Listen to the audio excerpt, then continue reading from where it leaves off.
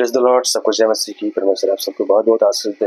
मैं आशा करता हूँ कि आप सब भले चंगे होंगे, अपने घर में खुश होंगे। आज मैं फिर से एक नए वचन के साथ आप सबके बीच में आया हूँ। परमेश्वर इस वचन के द्वारा आप सबके जीवन में बहुत बहुत आशीष दे, और मैं प्रार्थना करता हूँ कि आप सब इस वचन के जरिए बहुत बहुत ब्लेस्ड होंगे और बहुत कुछ सीखने को मिलेगा आपको। और मैं चाहता हूँ कि इस वचन को आप सब ज़्यादा से ज़्यादा शेयर करिए, ताकि और लोग भी परमेश्वर के राज के बारे में जानने पाए और परमेश्वर की महिमा हो। क्योंकि अगर परमेश्वर ने हमें मनुष्य का तन दिया है तो हम इसको व्यर्थ क्यों ठहराएं। जब तक हम जिए, क्यों ना हमारा एक मकसद रहे कि हमें परमेश्वर के राज को आगे बढ़ाना है और हमें एक अच्छा काम करके जाना है, ताकि धरती पर ताकि लोग हमें याद करें कि कोई तो था। मैं आशा करता हूँ कि आप मेरी बातों को जरूर समझेंगे।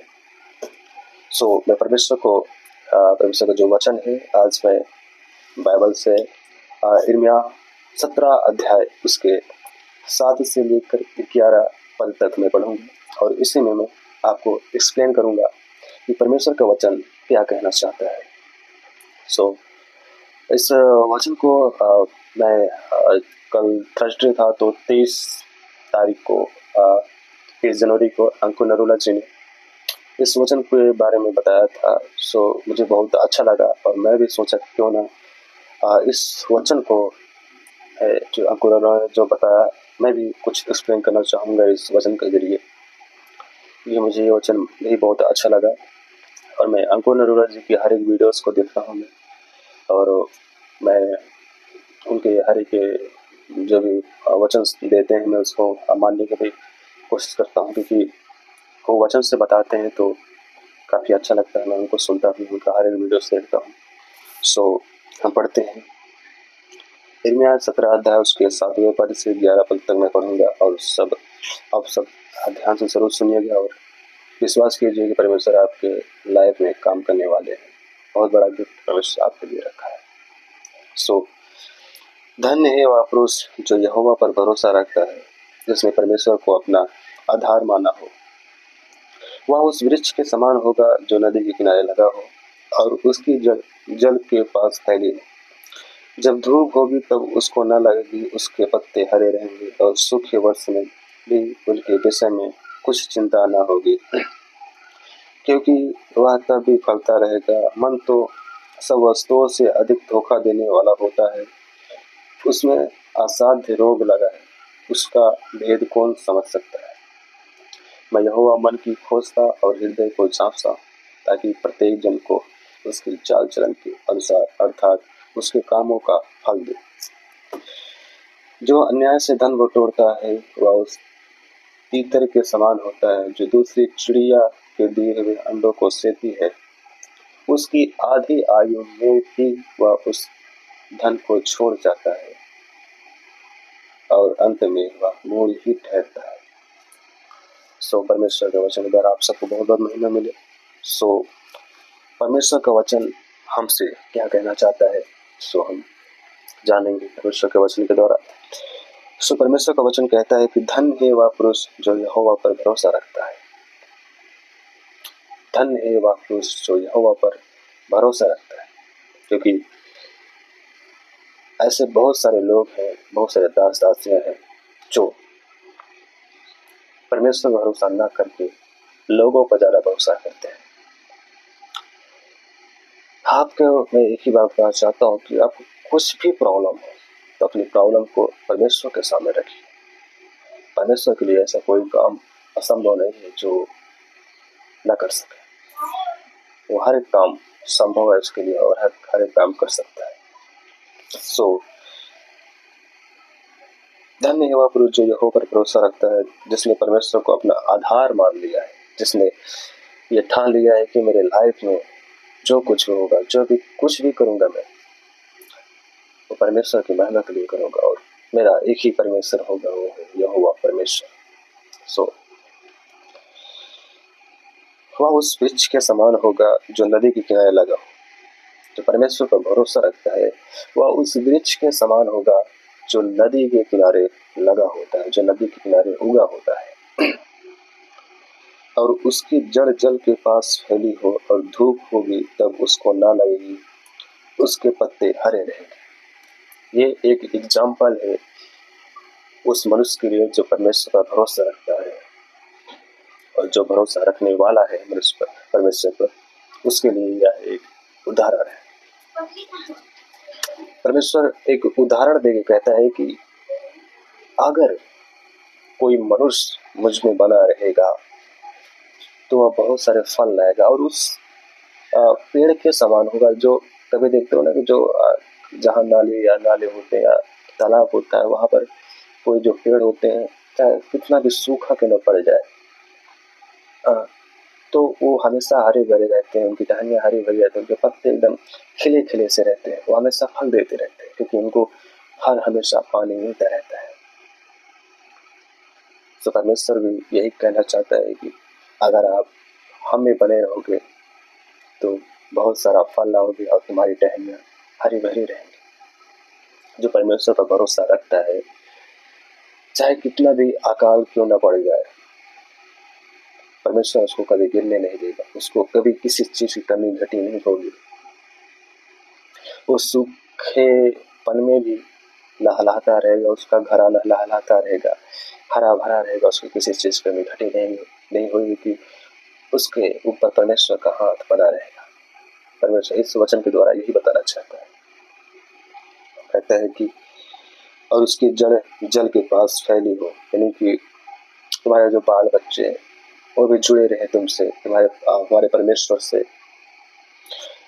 जब धूप होगी तब उसको ना लगेगी, उसके पत्ते हरे रहेंगे, और सूखे वर्ष में भी उनके विषय में कुछ चिंतन ना होगी कि चाहे अकाल भी पड़ जाए। आप देखते होंगे जब अकाल पड़ता है तो जो नदी नाले किनारे पेड़ होते हैं वो हमेशा लहलहाते रहते हैं, हरे भरे रहते हैं। और जो ऐसे कहीं पड़े होते हैं खेते वगैरह में, ऐसा वगैरह वगैरह जगह पर, तो वो एकदम सूख जाते हैं बेचारे। सो उन्हीं पेड़ों की तरह लोग भी सूख जाएंगे जो परमेश्वर को ग्रहण नहीं करेंगे, क्योंकि हमारा एक ही परमेश्वर है, वो है यहोवा परमेश्वर। सो आप सब परमेश्वर पर भरोसा रखिए अपने घराने समेत, और परमेश्वर आपका फलवंत करेगा। आप कितनी भी बड़ी विपत्ति क्यों न आ जाए, लेकिन परमेश्वर आपको संभाले रहेगा, बचा के रखेगा। और लिखा है कि क्योंकि वह तब भी फलता रहेगा, चाहे कितनी भी बड़ा अकाल क्यों न पड़ जाए, फिर भी आपको किसी चीज का भी घटी नहीं होगी, आप हमेशा फलते रहेंगे। आपके पास वो सब कुछ होगा जो एक रिच मैन, यानी कि एक अमीर इंसान के पास, एक राजकुमार के पास, एक राजा के पास जो होता है, वो आपके पास भी होगा। सो आगे लिखा है, मन तो सब वस्तुओं से अधिक धोखा देने वाला होता है, उसमें असाध्य रोग लगा है, उसका भेद कौन समझ सकता है। सो ये वचन, इसी वचन से मैं आप सबके बीच में इस वचन को लेकर आया, जो मैंने पढ़ा कि मन तो सब वस्तुओं से अधिक धोखा देने वाला होता है। इसी वचन के बारे में हमको नरूला जी बता रहे थे कि जो मन होता है वो सबसे बड़े धोखे का कारण होता है। आपको जो आपको लाइफ में जो धोखा मिलता है, सोशल मीडिया के जरिए, लोगों के जरिए, बहुत सारे चीज़ों के जरिए आपको धोखा मिलता है, उससे भी बड़ा धोखा जो दिल के सुनते हैं, जो मन को सुनते हैं, उससे वो खाते हैं सबसे बड़ा धोखा। यहाँ पर लिखता है कि मन तो सब वस्तुओं से अधिक धोखा देने वाला होता है। सो मेरे प्रियो, लोग कहते हैं कि मेरा जो दिल कहता है ना, मैं वही करूँगा, जो मेरा मन कहता है, जो मेरा मन अगुवाई जहाँ करते हैं मैं वही करूँगा। सो आप बाद में उससे पूछिएगा, जो अपने दिल को सुनते हैं, जो अपने मन के सुनते हैं, बाद में कुछ दिन के बाद आप उससे पूछिएगा, क्या सचमुच जो आपने अपने दिल की सुनी क्या उसमें फलवंत है। ये बातें सिर्फ फिल्मों में ही अच्छी लगती है मेरे दोस्तों, हमें अपने दिल की सुननी चाहिए, किताबों में ही अच्छी लगती है, लेकिन आप इसको फॉलो ना करिए। आप परमेश्वर के वचनों को फॉलो करिए कि जो परमेश्वर का वचन क्या कहता है।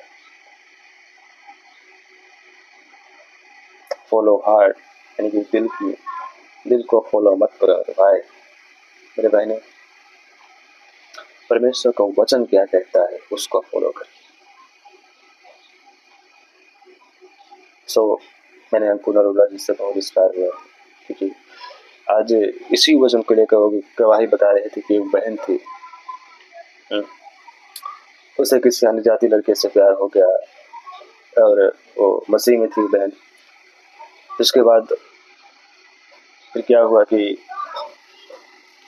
उसने उस लड़के से शादी कर ली। उसके बाद उसने अपने दिल की सुनी थी उस लड़की ने। उस लड़के से फिर शादी कर ली। उसके बाद लड़का बोला कि मैं अन्य जाति तो हूँ, लेकिन जब मैं आओगी तो मुझ में मतलब जब तुम मुझसे शादी कर लोगे तो मैं भी प्रभु में आ जाऊंगा और तुम्हें तो चर्च हम दोनों साथ में जाएंगे। लेकिन कुछ दिन बाद क्या हुआ कि न वो लड़का खुद आ रहा था चर्च में, न वो लड़की न उस लड़की को चर्च जाने दे रहा था। तो लड़की अंकुर नरोड़ा जी के पास आके रोती बोलती, पापा जी मैं फंस गई हूँ। मैं एक अन्य जाति लड़के से शादी की जिसने मुझसे वादा किया कि मैं भी चर्च में आऊंगा और हम दोनों चर्च में आएंगे और हम दोनों परमेश्वर की सेवा करें। सो मेरे प्रियो, ऐसा धोखा ना खाइए। पापा जी ने बोला क्यों, तुमने तो अपने दिल की सुनी थी ना, अपने मन की सुनी थी, क्योंकि तुम्हारा दिल क्या कहता है, तुम्हारा मन क्या कहता है, तुमने उसको सुना था। फिर यही वचन याद आता है कि मन तो सब वस्तुओं से अधिक धोखा देने वाला होता है। सो मेरे प्रियो, अपने दिल की अपने मन की ना सुनो, परमेश्वर का वचन क्या कहता है उसको सुनो। परमेश्वर के हाथों में सब कुछ सौंप दो, वही आपको रास्ता दिखाएगा। सो मेरे प्रियो, ये सारी बातें फिल्मों में और कहानियों में, लव स्टोरियों में अच्छी लगती है। आप लोग अपने दिल की अपने मन की ना सुनिए, परंतु जो परमेश्वर का वचन क्या कहता है उसको फॉलो करिए। आप यीशु मसीह के नाम फलवंत होंगे जरूर। आगे परमेश्वर का वचन कहता है कि उसमें असाध्य रोग लगा है, उसका भेद कौन समझ सकता है। इंग्लिश में लिखा हुआ है कि the heart is deceitful above all things and desperately sick, who can understand it। मतलब ये बहुत बड़ा एक रोग सा है, इसमें एक बहुत बड़ा हिंदी में लिखा हुआ कि असाध्य रोग है, बहुत बड़ा ऐसा असाध्य रोग, मतलब बहुत बड़ा ये रोग है। सो मेरे प्रियो, आज के बाद जो अपने दिल को सुनते हैं, दिल की ना सुनो, परमेश्वर को वचन क्या कहता है उसको सुनो। सो आगे कहता है कि मैं यहोवा मन की खोजता और हृदय को जांचता हूँ। परमेश्वर का वचन कहता है कि मैं मन को खोजता हूँ कि एक इंसान जो होता है परमेश्वर के हर एक के दिल की बातों को जानता है, और मैं परमेश्वर मन को टटोलता है, खोजता है कि मनुष्य कैसा है, उसका हृदय को जांचता है, उसका दिल में क्या कौन सी बातें होती है वो सबको जांचता है। प्रियो,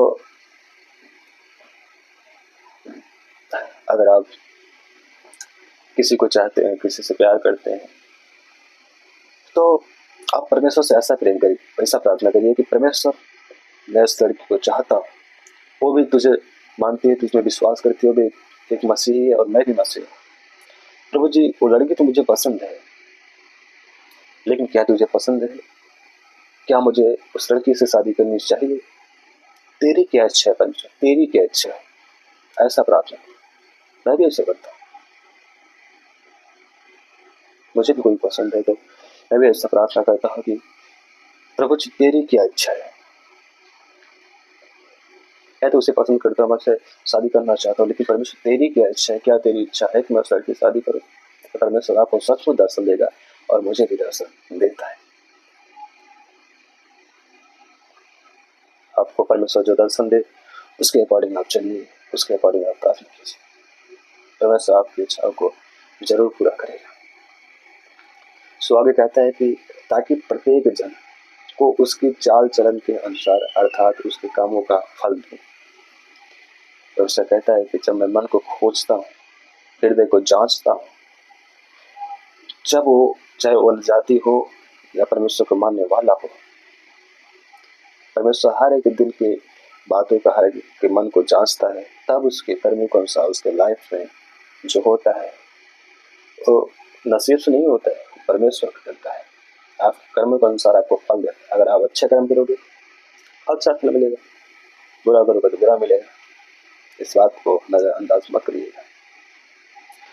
परमेश्वर ने बाइबल में 3 बड़ी आज्ञाओं का उल्लेख किया है। पहली तो अपने पड़ोसी से अपने समान, अपने घर वालों के समान प्रेम कीजिए।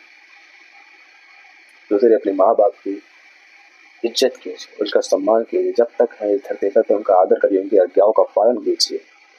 और तीसरी अपने सारी बुद्धि से, अपने सारे मन से परमेश्वर पर विश्वास कीजिए, अपने समझ का भरोसा छोड़िए और उस पर विश्वास कीजिए। इन 3 आज्ञाओं को आप फॉलो कीजिए।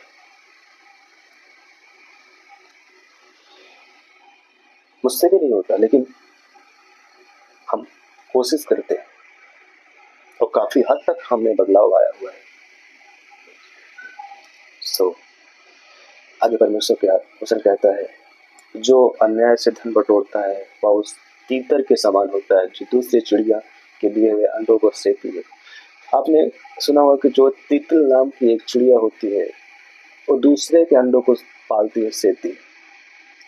और आगे कहता है कि उसकी आधी आयु में ही वह उस धन को छोड़ जाता है। मतलब परमेश्वर ऐसा कहता है इस वचन को द्वारा, और अंत में वह मुंह नहीं कहता। मतलब अगर आप गलत करते हो, किसी की धन संपत्ति लेते हो, आप